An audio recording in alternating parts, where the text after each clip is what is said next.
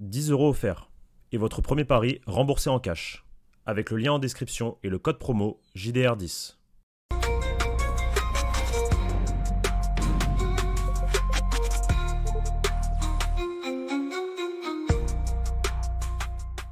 Bonjour à toutes et à tous et bienvenue sur cette chaîne YouTube du Journal du Real pour une nouvelle Prévia Classico J-1.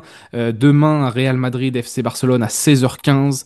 Un grand rendez-vous, l'un des marqueurs de la saison, l'un des moments pivots. Et on va vous faire ensemble le débrief de cette conférence de presse de Xabi Alonso, du dernier entraînement avant le match, mais aussi des points tactico-techniques. On va revenir aussi sur le Barça, on va décortiquer un peu cette équipe. D'ailleurs, ce n'est pas Hansi Flick qui a fait la conférence de presse du côté du FC Barcelone, c'est bel et bien son adjoint, puisqu'Hansi Flick est suspendu pour le match. Il va purger son match de suspension suite à son double carton jaune contre Girona.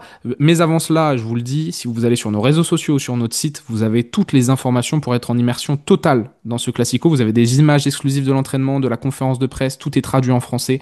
Foncez là-dessus. Les amis, vous allez vous régaler. Vous likez, vous vous abonnez, ça donne énormément de force. Il y a plein de contenus là qui ont été sortis sur YouTube ces 2 derniers jours, notamment avec Léo, pour bien rentrer dans le match. Une petite interview aussi avec Elton Mokolo. Je vous invite franchement à aller checker tout ça. On a fait le live là aussi, la conférence traduite en français. Il y avait beaucoup de monde. Je vous remercie tous. Léo, comment ça va? Est-ce que tu es prêt pour ta deuxième prévia de suite? Très prêt, ça va très bien. Match extrêmement important, là on est excité. C'est le match de la saison, enfin le match du début de saison. Ça fait plusieurs jours qu'on fait des vidéos là-dessus, des contenus. On peut même aller voir sur TikTok, il y a un petit TikTok qui est sorti ce midi. Donc pour tout savoir, comment dire, à 24 heures maintenant, je pense que la vidéo sortira, ça sera 24 heures tout pile, 24 heures du Classico. Donc on est très excité. J'ai regardé, moi je me suis occupé de plonger dans certaines statistiques. Et vraiment, on est sur, je pense, le Classico peut-être le plus indécis des 2 dernières saisons. En tout cas, en termes de cotes un petit peu. Si les cotes, on va voir, on en parlera après quand, dans la, comment dire, dans la séquence Winamax, sont du côté plutôt du Real Madrid. Mais sinon, on est sur un Classico vraiment indécis. Et je pense que ça va être vraiment divertissant. Je pense qu'on va avoir un très grand match de Liga demain. On va se pencher là-dessus. D'ailleurs, l'arbitre officiel a été désigné par le CTA. C'est César Sotogrado qui arbitrera cette rencontre, lui qui avait déjà expulsé notamment Vinicius. Enfin, il y a un petit historique que ça soit avec le Barça ou avec le Real, ce qui nous promet encore une fois du spectacle demain au niveau des arbitres. L'entraînement s'est déroulé parfaitement à Valdebebas. Medric et Barraza étaient sur place. Ils ont pu nous confirmer bien évidemment la présence de Heusen, Trent, Dani Carvajal, Ferland Mendy, Dani Ceballos avec le groupe sans aucun problème. Dean Huijsen, gros bandage au mollet, là où il s'est fait Mhm. sa blessure musculaire. Ça veut sûrement dire qu'il n'est pas à 100% sur certains points. Ça va être l'un des sujets de cette vidéo. Xabi Alonso, d'ailleurs, il y a eu des questions dans ce sens-là. Est-ce que tous les joueurs sont prêts? Tout le monde est de retour? Xabi Alonso a dit que oui, tout le monde est prêt, tout le monde peut jouer demain. Bah, quand tu t'entraînes la veille d'un match avec un aussi gros bandage, généralement, c'est que t'es pas à 100%. Et seulement Alaba et Rudiger manquent à l'appel côté Real Madrid. Et donc, si on reprend cette conférence de presse, il y a eu beaucoup de questions sur Lamine Yamal. Tout a été botté en touche par Xabi Ouais, Alonso. Il a complètement. expliqué que ce qui comptait, c'était le match de demain. Peu importe les déclarations, quoi qu'il arrive, c'est déjà un match sous haute tension avec énormément de pression. Il s'en fout royalement. D'ailleurs, et il a bien dit que Lamine Yamal n'était pas le seul à avoir parlé du côté de Barcelone. Il y a beaucoup de personnes à Barcelone qui ont parlé et qu'il n'a pas envie d'analyser toutes les réflexions. Donc on va passer ce chapitre. Il a botté en touche très bien.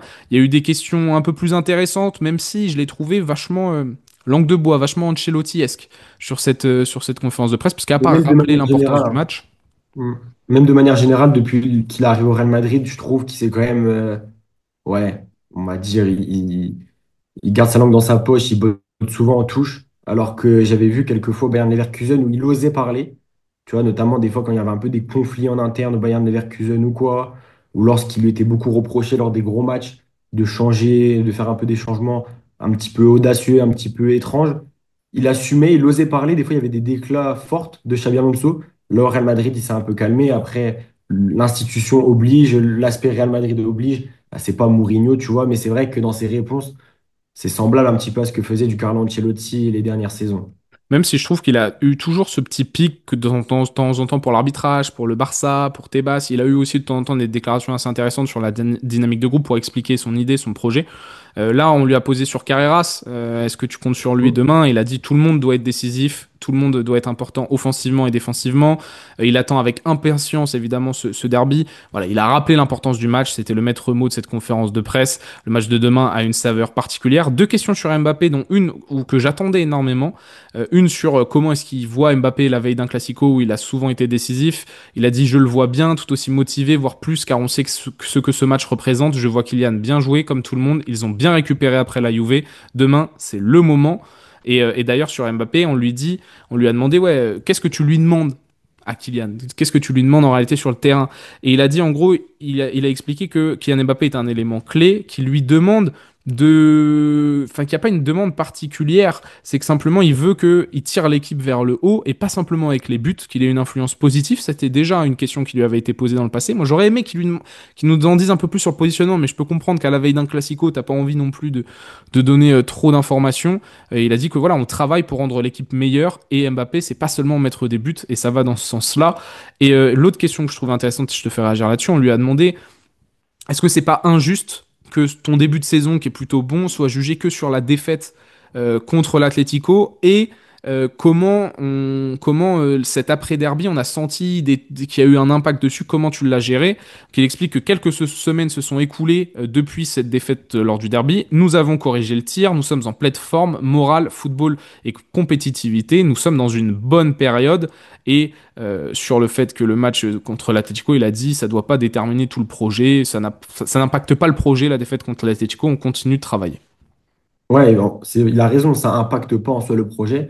Par contre, nous, ça a un peu chamboulé l'analyse qu'on faisait de ce Real Madrid. C'est un petit peu aussi chamboulé, comment dire, la crédibilité de Xabi Alonso, en tout cas dans les gros matchs, parce qu'à ce moment-là, les deux gros tests, PSG Atlético, c'était deux claques infligées, enfin, reçues. Donc, évidemment, ça n'impacte pas le projet, ça ne remet pas en cause le projet dans son entièreté. Par contre, évidemment, même si on gagne les matchs quotidiens, les matchs de Liga, les petits matchs, entre guillemets, même si, attention, il n'y a pas de petits matchs, surtout maintenant, chaque équipe de Liga peut te piéger avec des blocs bas, etc. Donc, il ne faut pas minimiser non plus ces victoires qui sont tout aussi importantes pour la dynamique d'un groupe ou quoi. Par contre, il y a évidemment au Real Madrid des coefs beaucoup plus gros, beaucoup plus importants. L'Atlético en faisait partie. Le match de la Juventus en faisait partie également, mais c'est le match de demain encore plus. Donc, évidemment, il ne faut pas tout résumer au match de l'Atlético. Par contre, évidemment, pour les observateurs un peu plus neutres du Real Madrid qui ne regardent pas tous les matchs, eh ben, eux, quand tu leur poses la question, tu penses quoi du Real Madrid de Xabi Alonso, ils vont naturellement, comment dire, avoir deux, trois réticences, deux, trois critiques à faire parce que le match que tout le monde a vu, parce que c'était l'un des matchs les plus suivis ce week-end-là, bah, c'était ce Real Madrid-Atlético. On a vu le pire Ou Real Marseille Madrid de aussi. la saison, ou Marseille également, qui est le match en France le plus vu depuis le début de la saison, le match face à Marseille. Un match face à Marseille où tu as été très bon par séquence et tu as été très mauvais, voire inquiétant dans d'autres. Mais c'était le début de saison. L'Atlético aussi, c'est le début de saison. Tu étais à l'extérieur quand même. Quand tu regardes le match face à l'Atlético, tu prends pas de but dans le jeu. Est-ce que tu prends un but tu prends un but dans le jeu, je crois. Oui, si, quand même, c'est Si. sur descente, quoi, mais tu prends des buts dans le jeu. Non, mais il y a deux corners, un penalty, un coup Un franc. corner joué en deux temps, un corner direct, un coup T'as le coup franc et franc, le penalty. penalty. Tu vois, sur les cinq, quand tu regardes comme ça, tu vois. Mhm. Mais après, après la claque, c'était mérité de toute manière.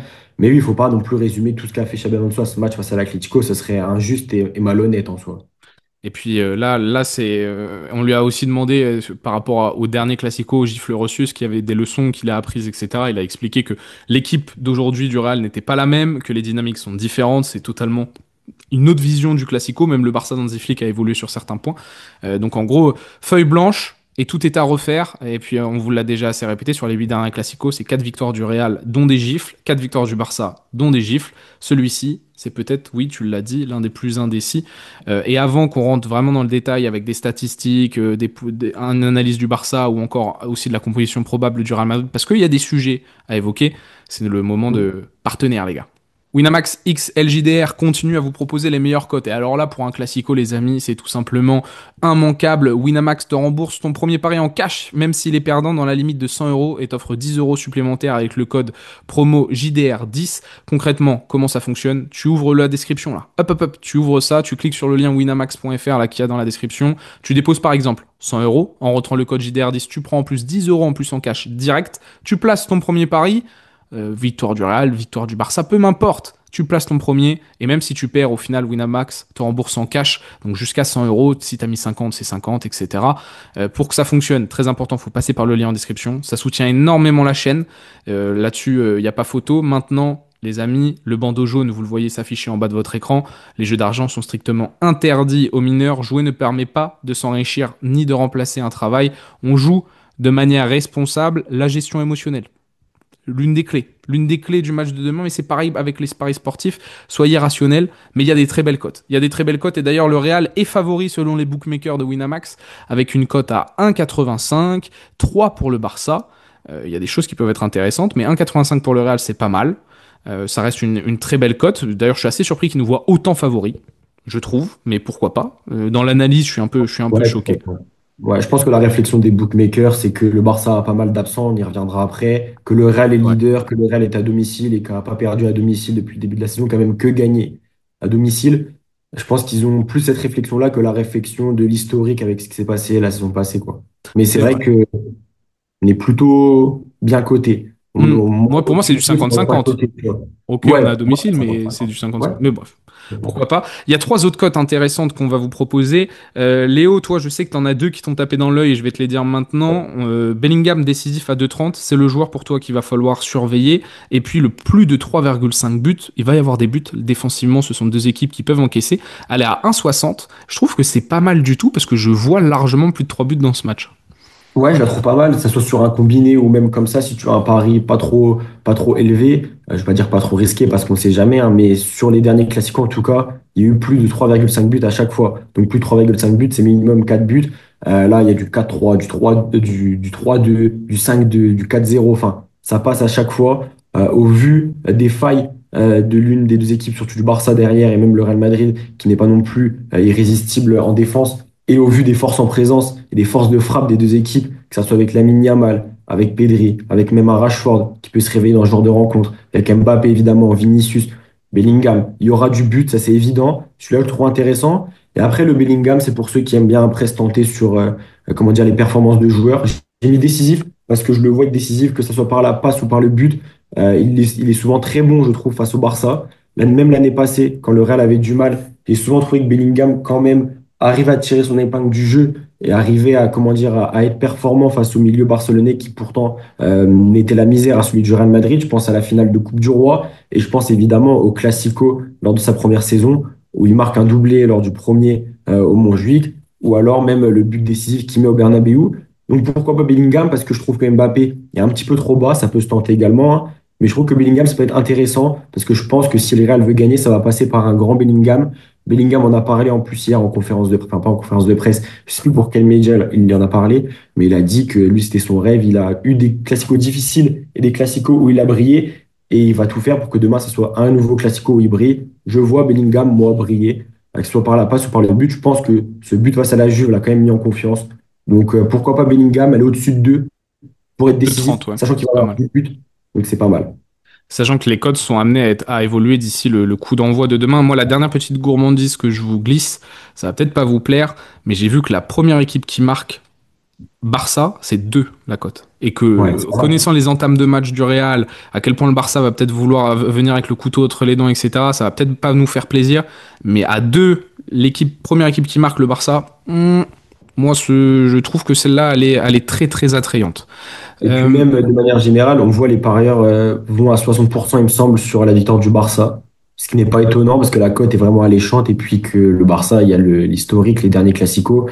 Mentalement, le Barça, comment dire, a un avantage.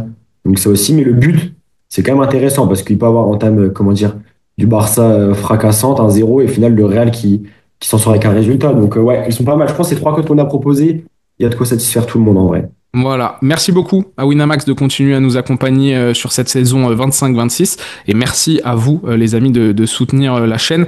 Et là on va rentrer dans le vif du sujet là. Le Real Madrid et le FC Barcelone vont donc s'affronter demain, Léo. Est-ce que, avant qu'on rentre sur le Barça, qui est donc dauphin pour l'instant du Real, avec 22 points, 10 buts encaissés, 24 buts marqués en Liga, c'est la meilleure attaque et l'une des meilleures défenses aussi, finalement qu'un but encaissé de plus que le Real, mais qu'on a pris 5 dans un seul match hein, pour le Real Madrid. Il y a beaucoup, beaucoup d'absents, mais avant qu'on rentre un peu plus dans le détail de ce Barça, est-ce que tu avais des statistiques à nous donner peut-être par rapport au Classico?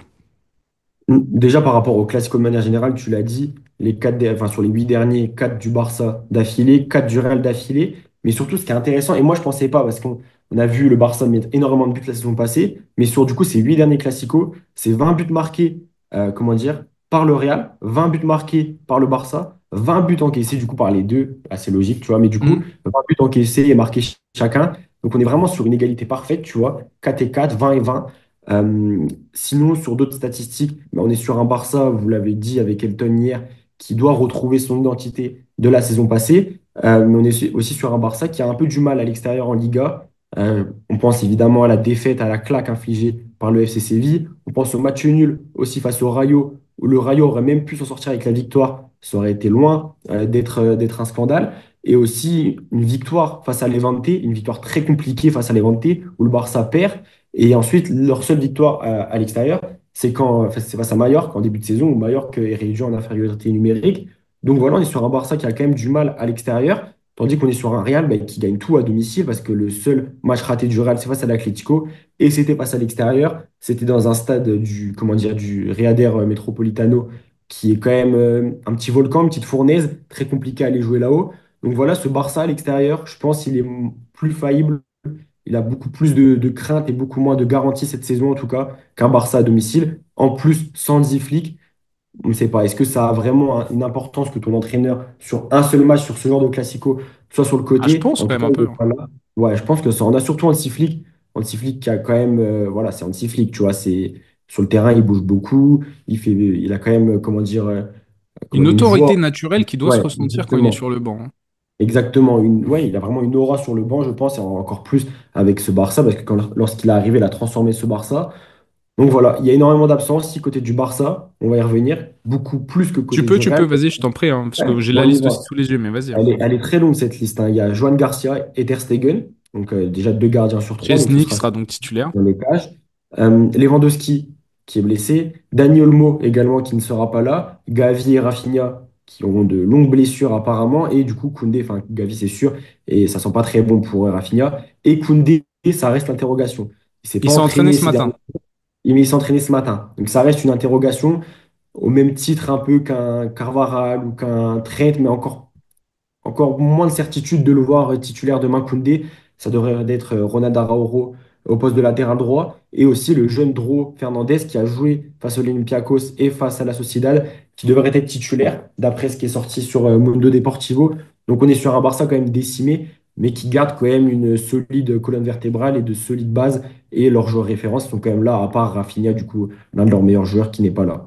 D'ailleurs, une absence à ne pas sous-estimer, hein. J'ai vu beaucoup de fans barcelonais se plaindre de l'absence de Rafinha et que ça leur faisait beaucoup plus de mal que de ce qu'ils attendaient, malgré l'immense Complètement. début de saison de Pedri et le Lamine Yamal qui s'est un peu blessé, mais qui est toujours l'un des meilleurs joueurs du monde. Ça joue en 4-2-3-1, les amis. On va avoir Fermin Lopez en lieu et place de Dani Olmo.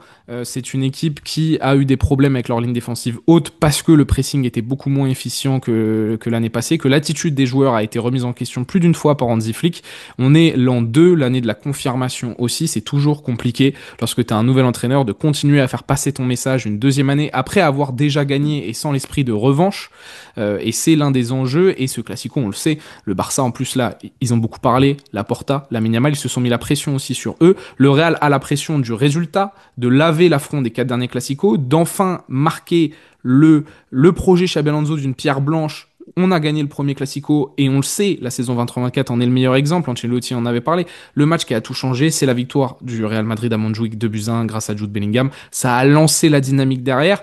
L'année dernière, on perd 4-0, mais je me souviens que le Barça, c'est vrai, fait une série, très mauvaise série à la suite. Mais il y a quand même cet aspect, nous, qu'on a été marqué psychologiquement de prendre le 4-0. Donc même si on arrive avec 7 points d'avance, je crois, à Noël, grosso modo, ou en janvier, et après il y a cette série de 3 matchs là qui nous, avec l'arbitrage très douteux qui nous ampute Complètement. de notre avance.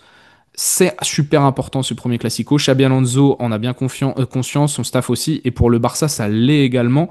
Donc, d'un point de vue technico-tactique, voilà pour le FC Barcelone. Ils sont sur 2 victoires de suite contre l'Olympiakos. C'est 6-1, mais c'est pas un 6-1 représentatif, hein, foncièrement. Franchement, moi j'ai vu le match. L'Olympiakos les regardé droit dans les yeux, même s'ils étaient dominés, mais ils ont posé des problèmes là où le Barça a des problèmes depuis le début de saison, c'est-à-dire sur la ligne J'ai eu le défensive. carton rouge. Il y a eu ce carton Il y rouge, a eu ce carton effectivement. rouge qui a été le tournant de la rencontre, exactement. Et puis voilà, comme on a dit avec Elton, et on va pas se répéter sur ça, mais c'est l'antidote contre le poison contre l'antidote. Le point fort du Barça sont sur les points faibles du Real, les points faibles du Real sont sur les points forts du Barça. Bah, je me suis peut-être emmêlé les pinceaux, mais vous m'avez compris. Euh, donc là où on va surtout observer, c'est sur les choix d'hommes et d'animation de Xabi Alonso. On va parler du Real. Beaucoup, comme moi, réclament ce milieu à 4, ce 3-4, ce 3, c'est quoi? C'est un 3-5-2, ce 4-4-2 en losange qui peut se transformer, etc. Je pense qu'on va avoir, mes amis, un 4-3-3 demain, un 4-2-3-1, plus précisément, comme on a eu depuis le début de saison.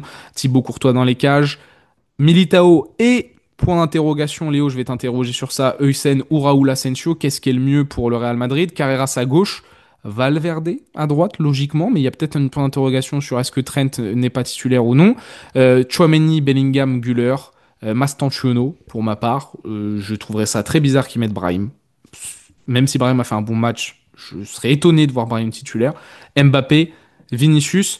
Sur Raúl Asensio, Heusen, tu as le choix entre un Heusen qui est sûrement à 80%, qui t'amène la dimension relance sous pression qui va être très forte sur le FC Barcelone. Le FC Barcelone est une équipe qui presse, donc la qualité de relance de Heusen est extrêmement importante pour les sorties de balles du Real Madrid. Mais défensivement, tu te mets peut-être une petite balle dans le pied. Là où Asensio te donne énormément de satisfaction dernièrement, notamment le match contre la Juve comme référence, mais un peu moins de qualité. Et dans la gestion émotionnelle, c'est un joueur qui, oui, va aller au mastic, très bien, mais qui peut nous faire disjoncter à tout moment. C'est quoi ton choix? Moi, dans le live, j'ai dit, je prends Heusen. Mais t'as tout dit. En vrai, t'as tout dit. Moi, je suis rarement fan de faire jouer un joueur qui est pas à 100%. On l'a même vu face à l'Atlético. Je pense que Bellingham n'était pas à 100%. On a vu le match qu'a fait l'Anglais. C'était clairement en dessous, comment dire, de ce qu'il peut nous proposer. Mais face à ce Barça, moi, j'estime que Dino Heysen doit quand même commencer. Tu l'as dit, la qualité de relance. Faut casser ce pressing barcelonais. Je pense que Raúl Asensio n'a pas les qualités de Heysen. C'est une certitude. Que ça soit jeu long, le fait qu'il est ambidextre, il a le pied gauche, pied droit, il va pouvoir casser ce pressing à la relance. Alors attention, parce que face à l'Atlético, il y avait un gros pressing et Dino Heysen n'est pas assez à côté de son match. C'était même Mhm. assez étonnant parce que il était sur la photo de famille de au moins 2 buts, où il se fait un peu bouffer, où il saute pas, mais il rate aussi son match parce que même dans ses relances, on n'avait pas le Dino Heysen qu'on avait vu depuis son arrivée au Real Madrid. Et alors que face au Barça, il va connaître du coup le plus gros pressing, je pense. Enfin, le Real va connaître le plus gros pressing depuis le début de la saison, hein. Peut-être l'Atlético, vu que c'était à l'extérieur, ils avaient quand même Une bonne faim parce que pression, oui. ouais, ils avaient mis une bonne pression. Mais on sait que le Barça, si c'est un Barça qui est de toute manière tout le temps animé face au Real Madrid, il va avoir un gros pressing. Donc j'estime que Dino Heysen est indispensable. Parce que aussi, tu l'as dit, Raúl Asensio, la gestion émotionnelle, évidemment, parce qu'il a fait un très bon match face à la Juve. On en a parlé comment dire, lors du débrief.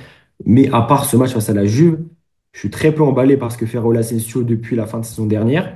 Même de toute manière, face au Barça la saison passée, il y a un match, il me semble, c'est celui comment dire, au Montjuic en Liga, le 5-2 où il passe à côté complètement, ou le 4-3, je sais plus, au 4-3, C'est je le crois. 4, c'est le 4-3, ouais, tu parles. Ouais. Ouais, le 4-3, où il passe à travers, il fait des fautes, il se rate complètement. Comment dire, face au PSG également, en Coupe du Monde des clubs, il me semble que Raúl Asensio se manque Oh également. oui. Voilà. Donc, voilà, Raúl Asensio, c'est un peu risqué, je trouve, notamment dans cette gestion des émotions. Je pense qu'il peut te faire des erreurs et que Dino Heysen, je pense, s'il s'entraîne, alors oui, ce bandage, il n'est pas rassurant.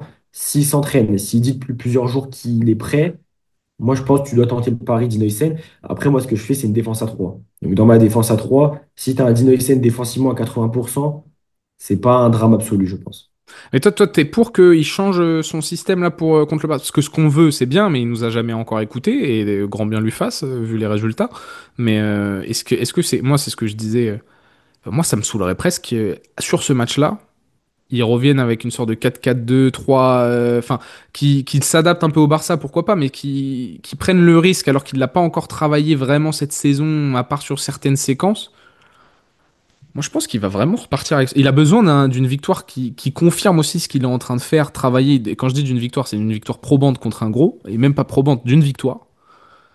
Moi, je pense qu'il va mettre Mastantuono et qu'on va jouer dans son 4-2-3-1. Et j'espère juste qu'il va pas remettre le 4-4-2 à plat de l'Atlético. Et complètement. Moi, ce qui me fait peur avec ce 4-2-3-1, 4-3-3, c'est que je suis peu convaincu par nos ailiers droits. Que ça soit Brahim Diaz ou Mastantuono. Alors Mastantuono peut énormément t'apporter dans ce genre de match, notamment dans son jeu sans ballon ou quoi. Par contre, en face, il aura Baldé, ce sera pas mince à faire. Et que ça soit Brahim Diaz ou Mastantuono, à l'heure actuelle, j'ai du mal à voir l'un ou l'autre prendre le dessus sur le latéral gauche espagnol. Après, moi, ce que j'ai peur avec, je crois, que c'est Marca qui a sorti un potentiel 4-4 de losange. Moi, ce que j'ai peur, c'est que ce 4-4 de losange devienne un 4-4-2 à plat, comme on a vu face à l'Atlético, où Bellingham était à gauche et Güler à droite. Et ça, ce serait catastrophique. Donc, oui, changer totalement ta base et ton système pour le Classico, est-ce que c'est une bonne idée? Je ne sais pas. Après, c'est pas non plus inédit, tu vois. À la Coupe du Hmm. Monde des clubs, ça joue bien comme ça. Toi, tu mets Kama-Titu alors? Je mets Kamachichu en double pivot avec Güler et je Tchouaméni dans ta mets défense à 3, ok. complètement avec un Et ou Tchouaméni en point de 6. basse en 4-4 dans losange quand t'as le Voilà, ballon, ouais. tu fais un peu l'escalier, tu vois. Hmm. Je mets Valverde à droite parce que tu ne dois pas prendre le risque, je pense, de lancer Carvajal ou Trent. Ok. Je pense que Dino Essens, c'est une exception. Et devant, du coup, Mbappé, Vini, plus axial. Piston gauche, enfin latéral gauche, je mets Carreras parce que il mettra Carreras, il mettra jamais Fran Garcia. Est-ce que Carreras peut t'apporter vraiment dans ce rôle de latéral qui fait les allers-retours ou quoi? Je pense que Fran peut mieux le faire. Après, je pense que pour le match de demain, Carreras, c'est celui qui doit jouer parce que face à la Yamal, il y a comment dire, des antécédents. Donc il jouera. Moi, je partirai là-dessus en tout cas.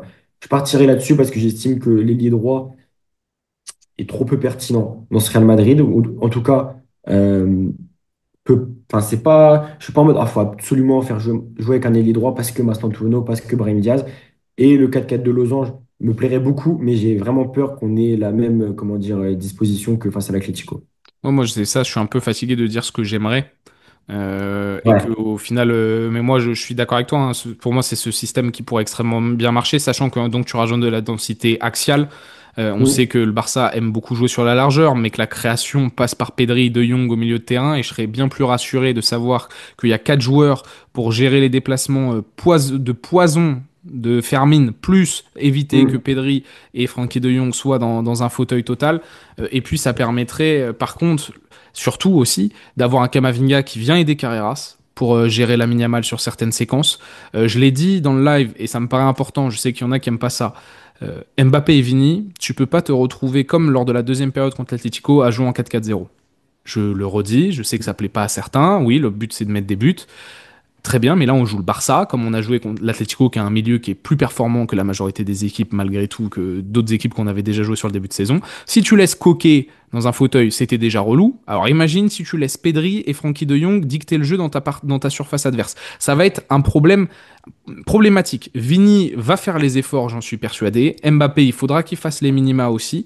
Je ne serais absolument pas surpris que sur certaines séquences, on se retrouve en bloc bas pour essayer d'exploser le plus vite possible en contre-attaque. Je vais être très curieux justement de voir là, contre une équipe qui a autant la possession que nous, est-ce qu'on va être aussi efficient sur les transitions? Est-ce que justement on va appuyer sur ça? Moi qui me semble être un des gros points positifs de ce début de saison, c'est dès qu'on a de l'espace, on est pertinent, juste on manque un peu de réalisme. Là, on va en avoir, va falloir le bouffer cet espace-là, le dévorer littéralement. Et Mbappé et Vini, par contre, aussi, à la perte du ballon, va falloir être actif, participer et ne pas laisser tes milieux de terrain se faire exposer. Parce que Fermin, si Tchouaméni, il a le choix entre est-ce que je sors sur Pedri ou est-ce que je garde Fermin qui est dans mon dos, ça va être un enfer à vivre. Déjà que Tchouaméni, c'est pas le mec qui me rassure le plus. Si on les met pas dans les meilleures conditions, cette bataille du milieu de terrain, elle est pertinente au possible et c'est pas réducteur ou dire qu'on a peur du Barça de dire que Mbappé et Vini vont devoir participer à cet effort collectif parce que c'est pareil. Eric Garcia, si c'est lui qui est dans la défense centrale, ou Koubarsi, ce sont d'excellents relanceurs.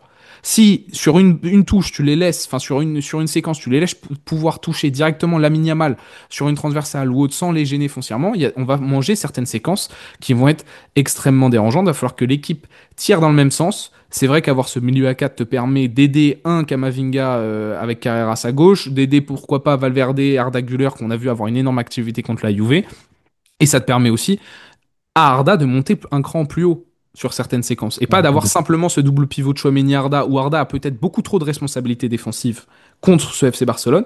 Ça te permet d'avoir ton soldat aussi Kama à côté, sans perdre foncièrement de qualité, vu que tu l'as dit, Mastantuono ou Brahim, bah c'est pas le début de saison rêvé pour l'un ou pour l'autre. Maintenant, si on doit jouer de manière classique, moi je suis pour la titularisation de Mastantuono, parce que Mastantuono dans ce genre de match, j'ai un point d'interrogation sur le fait que peut-être que ça peut être pas bien, mais peut-être que ça peut être très bien.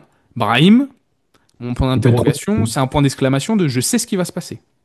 Ouais, il peut se cacher. Il peut Il peut se clairement se cacher. cacher et si miracle, il se passe, un peu comme contre l'Atlético lors du premier match, l'année dernière, le match aller, où il fait un match nul, hein, Il mais au marque. courage, il va mettre ce deuxième but qui se révèle tellement important. Un but extrêmement courageux parce qu'il a perdu tous ses duels. Je me souviens, j'étais au stade, tous ses duels en première mi-temps et au final, là, il se retrouve ballon dans la surface. Allez, je joue mon 1 contre 2 et j'arrive à me dépatouiller avec. Donc ça reste un joueur courageux. Mais voilà, c'est dans l'idée de Mastantuono. Kylian Mbappé joue gros. Xabi Alonso joue gros. C'est pas le match qui va tout déterminer décisif, mais c'est un match qui va expliquer et prouver beaucoup de choses. Bataille au milieu de terrain, la gestion des ailiers du FC Barcelone, sachant que c'est plutôt Baldé qui joue ailier à gauche. Hein. On a deux systèmes qui peuvent se juxtaposer du côté du Real et du Barça. Il y a une sorte de défense à 3 lors des phases de ballon avec Baldé qui prend tout le couloir. Contre l'Olympiakos, c'était ça par exemple. Et Dro qui venait vraiment en deuxième numéro 10 avec Fermin Lopez derrière Rashford. C'était Rashford lors de ce match-là. Là, si c'est Rashford qui est titulaire plutôt que Dro, on verra comment est-ce il anime tout ça. Je serais pas surpris que Dro le soit en réalité. Ce que nous dit nos amis de Mondo Deportivo, ça me paraît aussi assez logique. Mais bataille du milieu de terrain, Tchouaméni, Bellingham, Güler, peut-être plus Kamavinga, ça serait pas trop, un peu de renfort. Va falloir disputer face à l'un des meilleurs milieux de terrain de la planète. Complètement. Mais du coup, on est assez d'accord sur le fait qu'il faut renforcer ce milieu de terrain. Il faut avoir un quatrième gars au milieu. Ou c'est Mastantuono qui devra s'occuper un peu de ça, de revenir un peu plus dans l'axe, etc. Ce qui est... Je suis juste... Moi, je pense qu'on va avoir du spectacle, je pense qu'on va avoir des buts, je pense qu'il y a un monde où on peut vraiment profiter des largesses du Barça. Ah Mais oui. je pense qu'encore une fois, la gestion émotionnelle, j'ai déjà dit, très important, et que on peut être notre propre pire ennemi. Si on retombe dans certains travers, et qu'on peut, le Barça, sans être flamboyant, peut nous battre, j'en suis sûr, si on retombe dans nos travers. Si on est cohérent, que le plan de jeu est bon, et qu'on est concerné, minute 1, présent sur les seconds ballons, si les déclarations de Lamine Yamal, là, ils sont bien rentrés dans ta tête, et qu'ils sont pas ressortis, et tout ce qui se dit depuis un an, et que les seconds ballons, t'es bon, le pressing, il est efficient, quitte des fois à jouer en bloc bas, ça me gêne pas, mais que derrière, tu exploses en contre et qu'il n'y a pas que Bappé et Vini qui courent balle au pied, qu'il n'y a personne qui suit, c'est-à-dire que tout le bloc monte et accompagne, je veux voir des séquences, comme avec le PSG, comme avec Arsenal ou autre, où tu as 4-5 joueurs qui sont lancés en transition. Je veux voir Valverde débouler à droite, je veux voir Arda Bellingham accompagner Vini Mbappé. Ça me paraît fou qu'on soit encore à demander ça, mais il faut faire mal à Ouais. ce Barça. Surtout ne pas avoir peur. Le complexe d'infériorité, il n'existe pas. Là, demain, il n'existe pas. 11 hommes contre 11 hommes. Ok, on s'est fait tarter. On a un nouveau coach, un nouveau projet. Il faut soutenir le coach aussi, les joueurs. L'attitude. Attitude. Complètement. Faut être méchant. Faut être méchant parce que ce Barça, il y aura vraiment la place. Quand je me suis remis quand même les résumés ce matin, les deux, trois résumés, Girona, Séville, PSG. Mais le nombre d'espace qu'il y a dans le demi-espace, enfin, entre le latéral et le central, mais c'est. Avec Güler et Bellingham, ils doivent se régaler. Ils Ah, doivent se régaler sur ce match-là. complètement. Complètement. Et donc, ça peut être vraiment une des clés. En plus, leur piège du hors-jeu qui marchait si bien la saison passée commence de plus en plus à montrer des signes de désorganisation un peu. Tu vois, Parce que les équipes ont trouvé des solutions à ça. C'est complètement. plus une surprise. Hein. Les équipes sont en train de s'adapter. Et espérons que nous, on y arrive et qu'il n'y ait pas eu hors-jeu de Kylian Mbappé, encore une fois, Non, demain. faut pas foncer tête baissée, il faut être intelligent parce qu'ils savent quand même le maîtriser. Euh, Ils ont les réflexes et tout. Mais en transition rapide, si tu es précis, si tu es intelligent, tu peux vraiment, vraiment faire mal à ce Barça. Donc, comme tu as dit, jouer bloc bas dans certaines séquences, moi, ça me dérangerait absolument pas. Au contraire, ça serait plutôt intelligent. Et tu as vu face à Séville et au PSG, c'est le même but qu'ils prennent à chaque fois. Tu vois, ce but, il y a quelqu'un qui va se glisser dans le demi-espace.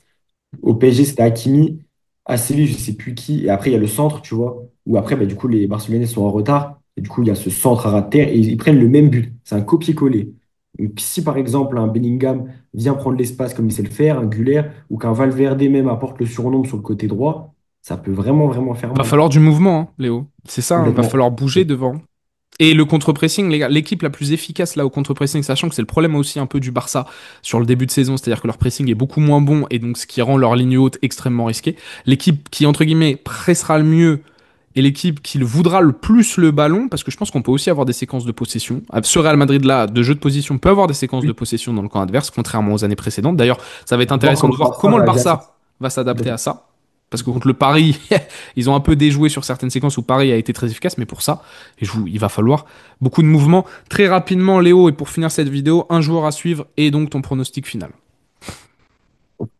Joueur à suivre, ouais, allez, je vais comme avant la Juve aller sur comment dire celui que je conseille avec la petite cote, Bellingham. Je pense que vraiment Bellingham, je pense que Bellingham est vraiment peut être le joueur le plus important du Real Madrid demain.